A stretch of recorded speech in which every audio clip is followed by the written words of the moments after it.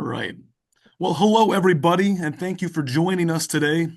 Welcome to the IWLA's live webinar. Today, this is Unlock New Revenue by offering e-commerce fulfillment alongside your 3PL warehouse services.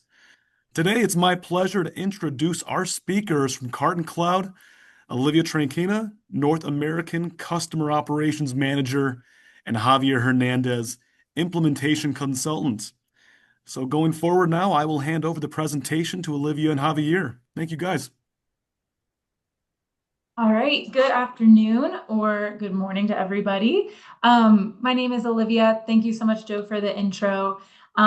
Just gonna click ahead here and do another little bit of an intro of our team as we get started today. So my name is Olivia. I am the North America Customer Operations Manager here at CartonCloud. What that means is, as a SaaS solution with WMS and TMS capabilities, my job is to oversee our North American implementations, which means that we are working day in and day out with customers, seeing what's going on inside their warehouses, and seeing how we can provide some solutions for them to work more efficiently, track their revenue, and bring in as many customers as possible. I've been working in the warehousing and transport industry for the last 5 years, specifically on the software side of things. So across various OMS, TMS, WMS solutions. And a lot of that focus has been in the 3PL space, whether it's SMB, mid-market, and up to enterprise. So I'm going to hand it over here to Javier so he can give an introduction of himself before we jump into the main meat here. Sounds good. So afternoon, everyone, or morning. So I am a implementation consultant here at CartonCloud. So really just meaning I help our customers successfully adopt and integrate our WMS solution or TMS solution into their current operations and just ensuring that the platform is tailored, to their current needs and future needs. And then before CartonCloud, I did work as an account manager for 9 years for a larger logistics company in their 3PL division. So I had the opportunity to work with a range of customers, anywhere from local startups to Fortune 500s, and then handling everything from traditional e-commerce, seasonal projects, and manufacturing support, and as well as local transportation. All right, thank you. Okay, so looking just a little preview of today's webinar. So the purpose of this webinar is really to assist you as warehouse owners to explore the e-commerce industry, including bringing on some e-commerce customers and taking on a new aspect. If you currently have more traditional pallet in, pallet out, C2C wholesale flows, basically taking that first step into what e-commerce involves. Or if you already have started that process, you already have some e-commerce customers, e-commerce flows within your warehouse, exploring how you can optimize those workflows and just become a more attractive warehousing solution to bring in additional revenue, to bring in additional customers, and make sure that you're expanding into that e-commerce industry that you're really wanting to be in. So basically, on our day in and day out, we do get the opportunity to see a lot of these flows, see a lot of the trials that e-commerce can offer, and also how we can overcome these and achieve some success here. So going through this, the main topics that we're going to go through today are what you need to consider to start offering e-commerce, the main differences that you need to consider between bulk fulfillment, wholesale fulfillment, and these e-commerce flows. There's some key differences both in the value add and also just in economies of scale, how you can really make that profitable for your business, what success is going to look like. And then we're also going to go through a couple of specific picking workflows, so we can get down to a slightly technical aspect of it as well. And you can see really how you can start grouping those orders for optimal success. So why e-commerce as the topic? So the US logistics market forecast, if we take a look at the bottom left here, in 2025, it's projected to reach 1,998 billion USD. And by 2033, that figure is expected to increase to $3,814 billion. So you can see we have a very steady increase here across all segments. 3PL also is having a steady increase within this. And a large contributor to this is going to be with the growth of e-commerce. We've seen a steady year-on-year growth throughout the last decade. From 2024 to 2025, it's expected to have an 8% increase total, and that has been a very steady figure across the last few years. So moving off of the statistics a little bit, just in our day-to-day work that we do with customers, we have also seen this trend. So we've had a lot of new e-commerce warehouses that are just getting into the game, just starting up and looking for some ways that they can start to attract these customers. And then we also have had a lot of our older warehouses that we work with that have traditionally done only pallet in, pallet out, cross-docking, bulk fulfillment, start to explore and bringing on these new customers, but they just need to know where to start in terms of the technical aspects that are needed here and rearranging their warehouses to better accommodate those types of customers. So another aspect here for e-commerce is that we already are going to have a lot of the existing infrastructure in these warehouses that's needed to accommodate this. The warehousing space, you already have the warehouses. They may be set up to have pallet racking, bulk location, floor locations, but it's really just minor changes that are needed when you already have that space to just reorient it towards e-commerce flows. So whether that's bringing in a different location structure, or maybe you have some pick faces up front, space is already there, just some minor tweaks are needed. The other piece of existing infrastructure you already have is yourselves. So even if you're inexperienced with e-commerce, you do have a wealth of warehousing industry knowledge. And it does share a lot in common, despite the differences we're going to call out today. So just with some small tweaks and kind of what's considered priority for these types of flows, you really have all the ingredients that you need to start bringing in these new types of customers. All right, going to pass this over to Javier to start talking about some of the major considerations if you're thinking of exploring these types of new flows. All right. So just kind of building off of what Olivia said. So most of the stuff should already, or maybe for the most part, already be there, especially if you are in, just that logistics field. But some kind of specific things as far as like e-commerce considerations, and we'll touch on these as we go, throughout the presentation.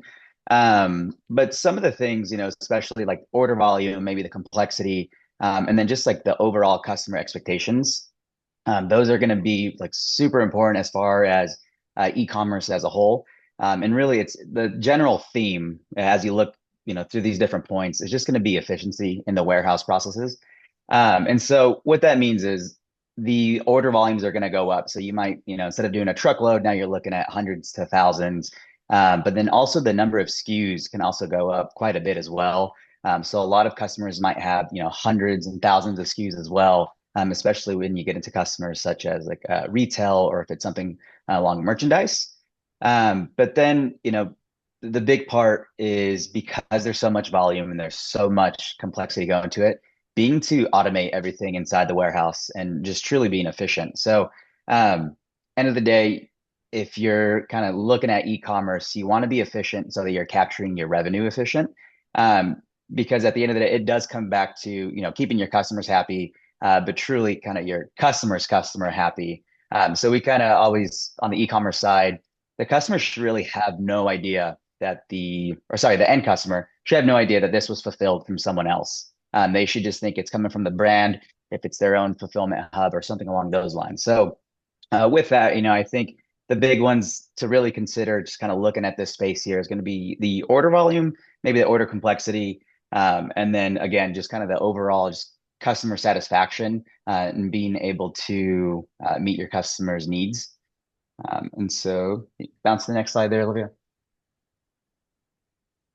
So just kind of diving into it just a little bit more. So I mentioned it. So commonly, some of these e-commerce fulfillments, so you're looking at hundreds to thousands of orders per day, especially once you get into some of these seasonalities. So especially around the holidays, these orders can sometimes double, triple, and even quadruple. Especially for subscription-based customers as well. So it might be a kind of a slow kind of trickle throughout the month. And then maybe, that first week of the month is when everything drops. So That's one thing to kind of truly consider. But then also the inventory. You're going from maybe like bulk pallets, master cases to usually like a one singular each or eaches. So those unit of measures definitely get a little bit smaller and a little bit more granular.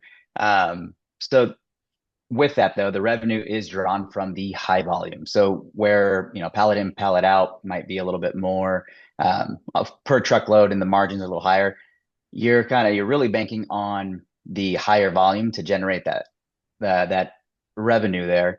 And then efficiency is what drives like the profitability as well. And then just some breakdowns here on like the multi-line, multi-SKU. So this is where we're talking about order complexity. So some of these orders might have, food and beverage, you're looking at about 7 different SKUs per order. Home furniture, maybe about 4, consumer goods 3, and then fashion apparel 2.5. So what that means is one order going to one customer, and there might be an each for each one or for each order there. And so making sure that there's, a reduction of mispicks and the customer is getting what they ordered. And again, kind of going back to you are an extension of your customer. Everyone has they order something and they open the box, and if it's not right, it's a trickle down. So it goes into, customer service, and then maybe it's reshipping the product. So making sure you're able to manage that and handle that just all across the board. And then really the other part is, I would say, Amazon definitely sets the bar pretty high. And I'm not saying we're, we're competing with Amazon necessarily, but just kind of really making sure you're able to get everything out by the promised ship date.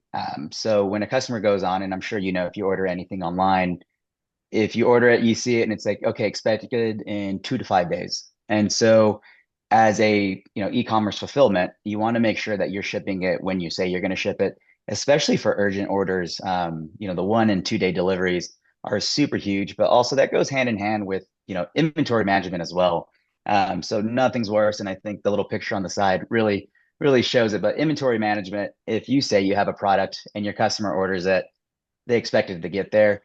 So nothing hurts more than, maybe being off by a couple, maybe just 1 or 2, but the customer orders it and then having to go and cancel that order because it could either, result in them going to a competitor or them canceling the order altogether. So just some of those things are just super huge to consider, especially in the e-commerce world. And not trying to scare you, but those are just some things that you should keep on back of mind and making sure that you're able to do them. All right. Thank you, Javi. So now what we have in front of us is basically a nice big diagram showing the full life cycle of e-commerce. So we're kind of going to work our way across from left to right here. And just high level, what you'll see here is a lot of different software names or carrier names. So on the left, you see Shopify, WooCommerce. On the right, FedEx, USPS. So really a high priority for e-commerce is really your tech suite. It's expecting fast integrations. Your order sources can come from various different storefronts. So on the left here, we do have Shopify, WooCommerce, Amazon as some examples, but this can vastly vary. So you may see eBay, Etsy, Walmart, any combination of those, TikTok Shop. And you really have to have a solution that's agile as you bring in different customers, because one single customer can be using 4 different storefronts or more. Bring in another one, and you end up with a whole host of different order sources.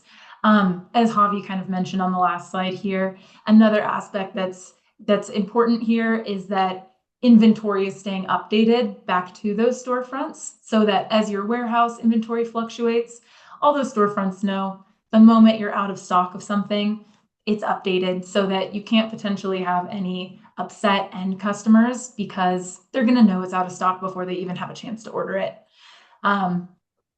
So once those orders come in, you have them in your warehouse, then we get into the warehouse functions. And it's basically just a rush to get that inventory applied to those orders and shipped out as quickly as possible.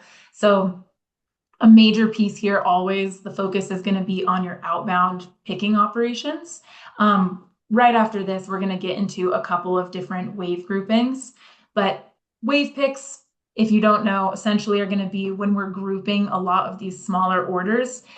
Because we're dealing with large volumes, it's important that the user is able to go out, grab as many orders in the most efficient way possible so that they can just make the most use of each user and of the time that you have on hand with these more urgent SLAs.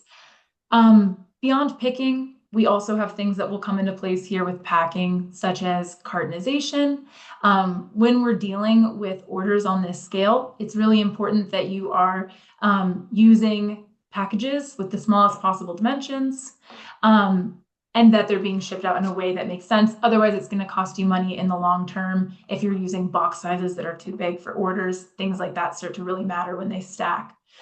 Apart from the more obvious outbound flow of just picking, packing, getting the order out, we also are going to have some background operations in the warehouse that are going to matter a lot for this efficiency, namely replenishment.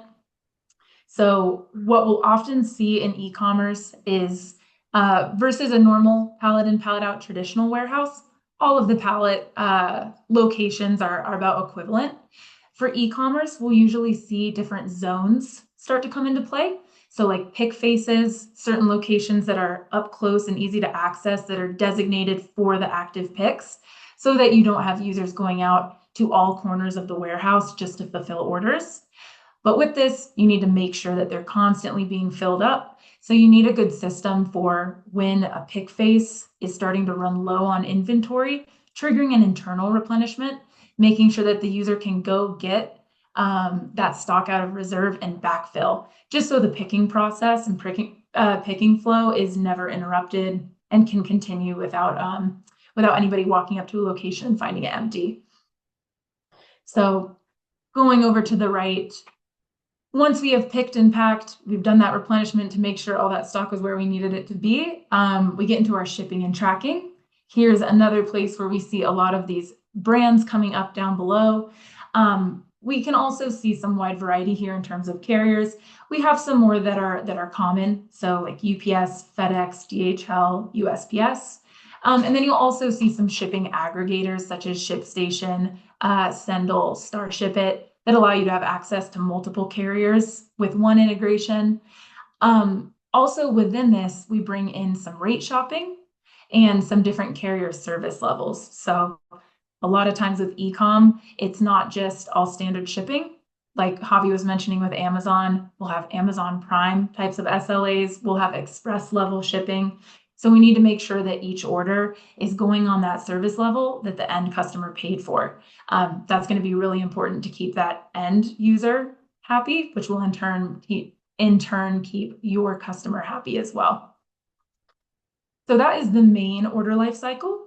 Another piece here, though, if we go down below, is automating invoicing. And this is something that's going to be very important to you as the warehouse owner as it overlays across the system.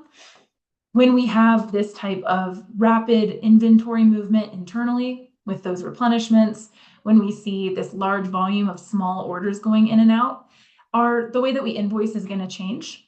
It's going to be more based on flat fees, based on individual picks for many, many orders. So as that volume increases, manual invoicing is going to become more and more impossible of a task. So it's important to have some sort of system in place that can automatically monitor what's going on in the warehouse and just give you an invoice that has already done the majority, if not all of that work for you. You'll see we have Xero and QuickBooks icons down here as well. These are some really common accounting connectors that we see that will help manage payment. So that invoice can automatically transfer. It's a big part of that process because then it can basically collect payment as well and completely automate that process from end to end. All right, so now we're just going to zoom in a little bit here on one of the biggest parts of the e-commerce warehouse flows, which is picking. We've mentioned it already a bit, but the name of the game here is wave picking. So that is taking this large volume of orders, grouping it in ways that make sense so that we can get them out of the warehouse as quickly as possible. And there are many different ways we can do this. So at a high level, it really depends on the type of customers you have and the type of orders you tend to see in terms of size, the variety of each order, and things like promotions. So going through here, the first of these three that we've chosen to highlight today high volume identical orders. So we can see our nice little visual of all these identical pasta orders. This may be the case. Sometimes there are just customers that only have a couple SKUs. So they're really specialized. They may only have 10 SKUs, but they're just doing serious volume on them. Another thing here is customers who do promotions. So you may have a highly anticipated promotion for one product or a product drop that's expected. And when they drop, you may see thousands of e-com orders flood into the system, all for the same item. Last way that we can really see this come up is with subscription orders. So first of the month, if it's subscription based, we can anticipate these. We know that these orders are coming in, and there's a lot of repeatability across them. So honestly, this is the best situation for picking if you do have this come in, because you can just get these done in mass with the minimal amount of effort from your warehouse users. So what this will look like is you group them all together in a bulk pick, you send the users out. They're only going to have to go to one or maybe two warehouse locations, and they can just grab 200, 300, 400 of these products, put them in a big bin, and then go over to a packing station to separate those out into the quantities that need to go into each actual carton when it ships out.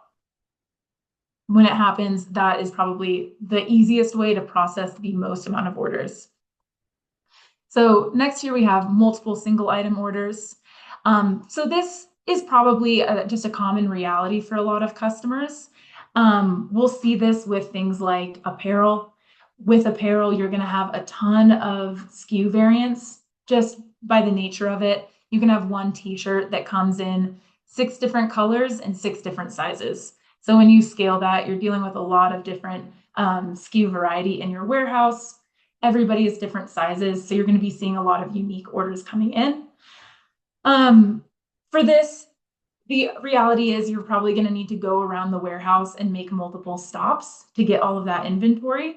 But there are a couple ways that you can set up your warehouse to help this. So one way is going to be when setting up your warehouse locations, just setting up a logical pick sequence so that when you're sent out to pick, you are being sent in an S pattern or something to that extent, so that you're not having to double back. And at least if you're having to go to all these different locations, the users can take a logical flow and only make one route. Another way that we've seen this be really useful is if they are single item orders, there's some variety, but maybe it's a smaller amount of SKUs.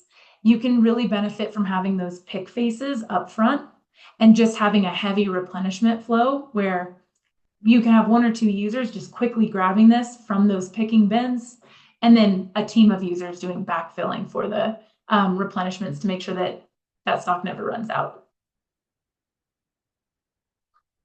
All right, our third major one here is multi-item orders. So this is where the orders tend to come in, they tend to have some variety, and they also tend to have some variety in the amount of quantity for each order. So for this, what we have seen by far favored by customers with higher volume is to use a pick-to-tote flow.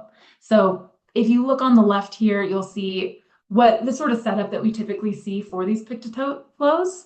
We have a cart, and then we have all of these different bins on top. Those bins will traditionally have barcode labels. And as the user goes through, they're basically dividing out the orders as they're picking. So by the time they go to packing, it's super easy. They just grab a bin, scan it, put it into a box, and ship it out. So here we're actually going to pull up a flow within CartonCloud of a pick-to-tote flow so you can actually get a visual of what this looks like in the day-to-day. And hopefully everybody can see this all right. All right. So here I am going to have, put it over my face, just a little scanner here. So if you hear some beeps going on, I have these barcodes here. I'm scanning as I go. I'll talk us through it. So first of all, this is going to be our wave pick list of the various waves that we need to get completed today. So I'm going to select this top one and hit pick to start picking it. And for brevity's sake, we have a very small wave here. So it's going to be sending us to these 2 locations, CO201 and C1002. And if I go over to orders, you can see there's 3 different orders on this wave. So by the end, we'll have 3 different bins filled with product that we can bring over to a packing station. So we'll start by walking up to our first location, giving it a scan. All right, and then this is where if we look over on the left, we're basically going to select our first bin, scan it in, and then start picking our product. So we basically scanned this 2 red 2 bin, and then we've scanned off 2 of these mandarin and lime mojitos to put into that bin. Moving on to the next, it's asking us to grab another tote. So we're going to do this yellow one and scan in the 1 carton that we need for this other order. Moving on to our next location, we will push our bin over, scan C1002. And so here we have 3 different picks to do. The first one, we're going back to our 2 red 2 tote that we've already started. So I'm just scanning to confirm that one, and then scanning in this watermelon seltzer. Going back to our yellow one we've already started, and scanning in 2 of these watermelon cartons. And then for this last one, still awaiting tote. So we haven't assigned a tote yet for this order. This is the very first pick. And for this, we'll do a new blue tote and fulfill here.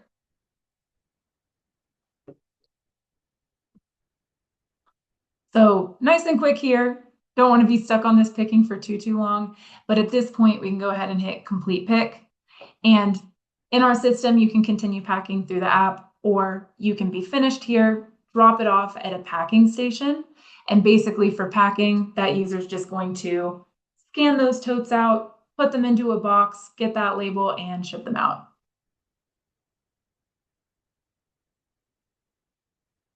All right. So going to pass it over to you now, Javi, just to talk a little bit more on B2B, D2C, WMS, TMS. Yeah. So thanks, Lois. So I think, just in general, just kind of recapping and touching on some of the other points, logistics in general is just, it's an ever-changing landscape. And so for the 3PLs and logistics businesses in general, the ability to stay agile is going to be crucial, especially when looking at different verticals and then just really meeting your customers' needs and demands. And I think we touched on it, but like kind of knowing your niche. So I would say some of your customers might need e-commerce fulfillment right now, and you just don't know it because the only thing you're offering to them is maybe just overflow pallet storage or LTL type fulfillment. So really understanding what that niche is. And what I mean by that is I think e-commerce gets thrown around kind of just like the term logistics does. Like people ask, well, what do you do? I work in logistics. And they're like, I have no idea what that means. Just because it's so broad. It could be, if you're doing LTL carriers, truckloads, if it's drayage from the ports, B2B, B2C, D2C. So there's all types of just different e-com in general. And so really figuring out what you want to specialize or what you think you can handle. And with that, I think it's a little bit of trial by fire. So when we started the 3PL division at my previous company, we started in a 5,000 square foot facility, and we weren't really sure what the niche was. And so I say that because you might have some space that you might want to allocate, but you're not sure what exactly you want to get into yet. So when we first started, we were just doing Kickstarter campaigns, and it was thousands of orders, and it might have been a month's worth of work and then nothing, for the next couple of months. But then we also did seasonality. And so maybe you have a point in your warehouse where maybe you're not e-commerce, year round, but there's a certain section or a certain time where your warehouse is a little bit more empty. But we did a customer seasonal. It was 100,000 cartons coming in 3 months. And then the next 3 months, it was those 100,000 going right back out. So it was maybe half the year, but it slotted perfectly just with our other customers and their seasons. So really kind of figure out what works for your warehouse and what works for your labor needs. And again, just I think at the core of everything, the B2B, D2C, like WMS, TMS, and this is going to be a little bit more CartonCloud specific, but truly any WMS that you choose to go with, just the flexibility to adapt. So whether it's a different service and you might bring on a customer to do maybe just overflow storage, and then all of a sudden their needs change and you're able to also offer some e-commerce fulfillment, and really just kind of capitalizing and being able to say yes to the new opportunities and not kind of putting yourself in a box and having the ability to also do it. But then I think the other part is the capabilities, and going back to being able to adapt. Sometimes you do need bulk and individual shipments within a single platform. So I think some WMSs might specialize just in bulk ordering, and some of them might specialize more on high volume e-commerce. So finding something that's able to do both, and so that way you're not having to use different platforms. But then I think truly, and then we touched on it before too, the customer experience has to be, really, really streamlined. So you might have a customer who is doing thousands, but if you're not able to deliver and be accurate and have on-time fulfillment across, all their different sales channels, it's going to become like very quickly, e-commerce is not going to be fun. It's going to be something you never wish you stepped into.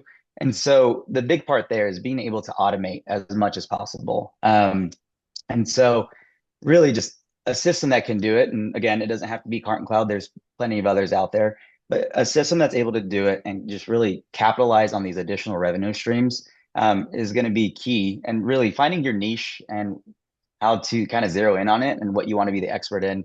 And I say that just because there are tons of companies out there that might not be a good fit for another WMS, for another 3PL, but you might be able to do it because that's what you do great. So really just zeroing in on that portion there, and kind of taking a chunk out of the market share that Olivia shared earlier.